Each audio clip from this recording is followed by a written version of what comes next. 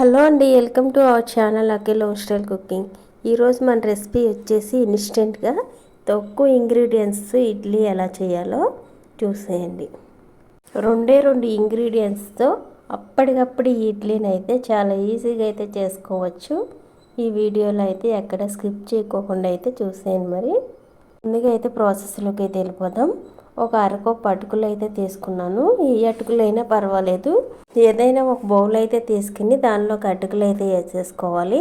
వేసుకున్న తర్వాత వాటర్ని అయితే పోసేసి 2 సార్లు అయితే శుభ్రంగా కడిగేయాలి. ఈ అటుకుల్లో డస్ట్ లాంటిది అయితే వస్తుంది చూడండి, కడుగుతుండగానే తేలుతుంది పైకి అయితే డస్ట్ అయితే. వీటిని అయితే శుభ్రంగా 2-3 సార్లు కడిగేసాకైతే చూపిస్తున్నాను.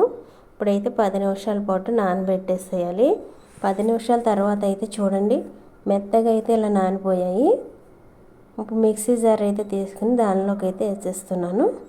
ఇలా జార్లోకి వేసేసిన తర్వాత అయితే నార్మల్ మినపప్పు అయితే ఇడ్లీ కోసం ఎలాగైతే రుబ్బుతామో సేమ్ అదే విధంగా అయితే గ్రైండ్ చేసుకోవాలి. ఇలా వేసిన తర్వాత వాటర్ అయితే పోసేసి ముందు చెప్పినట్లుగా మినపప్పు అయితే ఏ విధంగా అయితే ఇడ్లీకి గ్రైండ్ చేసుకుంటామో సేమ్ అదే విధంగా ఈ అటుకులు కూడా గ్రైండ్ చేసేసుకోవాలి. చూడండి ఈ విధంగా అయితే గ్రైండ్ చేసేసుకోవాలి. ఇలా వీలైనంత మెత్తగా అయితే అటుకులు గ్రైండ్ చేసేసుకుని ఒక బౌల్లోకి అయితే వేసేసుకోవాలి. ఇప్పుడు రవ్వ కూడా వేసుకుని మిక్స్ చేసుకోవడానికి సరిపడా మిక్సింగ్ బౌల్ అయితే తీసుకోవాలి. చూడండి ఒక బౌల్లో అయితే వేసేసాను. ఇలా వేసిన తర్వాత రవ్వ అయితే వేసుకోవాలి. బొంబాయి రవ్వ అయితే వేస్తున్నాను. అరకప్పు అటుకులకి కప్పు బొంబాయి రవ్వ అయితే వేసుకోవాలి. ఈ అటుకుల పిండి రవ్వ కలిసేట్టుగా అయితే బాగా కలపాలి. 2 మిక్స్ అయ్యేలాగైతే కలిపేసిన తర్వాత అయితే వాటర్ అయితే పోసుకోవాలి. చూడండి ఇలా కలిపిన తర్వాత ఇప్పుడు వాటర్ అయితే పోసుకోవాలి. దీనిలో దాదాపుగా 1 కప్పు వాటర్ వరకు అయితే పడుతుంది. ఏ కప్పుతో రవ్వ అటుకులు అయితే తీసుకున్నామో అదే కప్పుతో 1 కప్పు వాటర్ వరకు అయితే పడుతుంది. వాటర్ అయితే చూసుకుంటూ ఇలా కలిపేసుకోవాలి. మొత్తం కలిసేట్టుగా అయితే ఈ విధంగా అయితే కలిపేసుకోవాలి.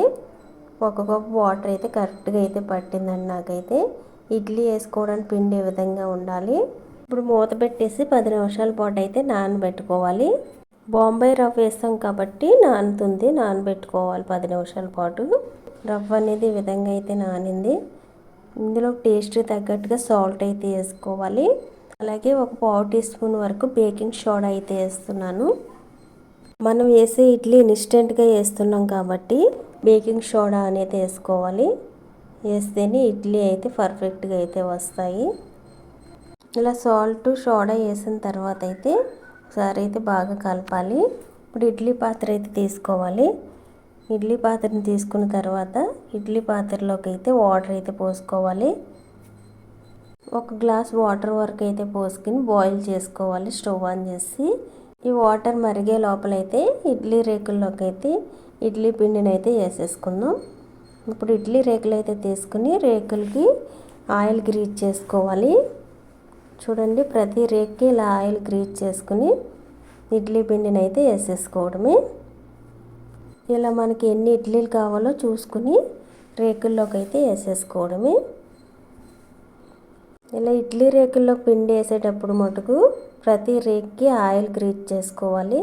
గ్రీజ్ చేసుకుని వేసుకున్నట్లయితే ఇడ్లీలు అయితే బాగా అయితే వస్తాయి.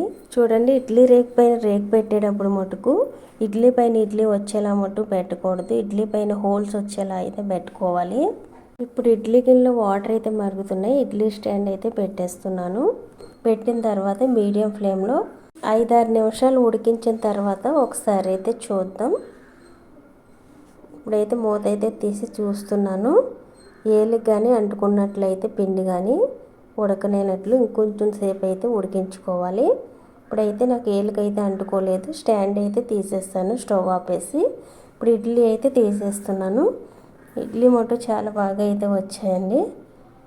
ఇలా ఇన్స్టెంట్గా ఇడ్లీ అయితే చాలా ఈజీగా తీసుకోవచ్చు.